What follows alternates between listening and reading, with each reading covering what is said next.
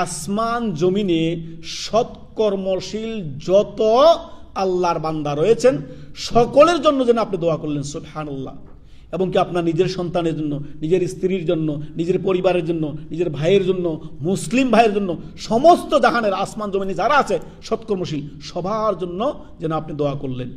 এই মর্মে সহিহ বুখারীতে 6233 নম্বর হাদিস, রাসূলুল্লাহ সাল্লাল্লাহু আলাইহি সাল্লাম বলেন, যখনই বান্দা কোনো ব্যক্তি এইভাবে করে দোয়া করে যে আসসালামু আলাইনা ওয়া আলা ইবাদিল্লাহিস সালিহিন, এই কথা দোয়া করার সাথে সাথে তার এই দোয়া আসমান জমিনের সৎকর্মশীল সবার জন্য হয়ে যায়।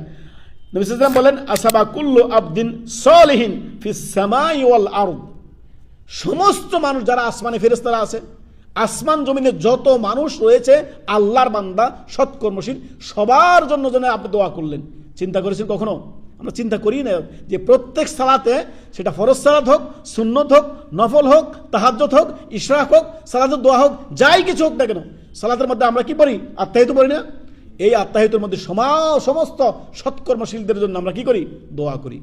সুবহানাল্লাহ। এই জন্য আমরা যদি বুঝে শুনে দোয়াগুলো পাঠ করি তাহলে এতে অনেক ফজিলত রয়েছে, অনেক ফায়দা রয়েছে। আল্লাহ আমাদেরকে বুঝার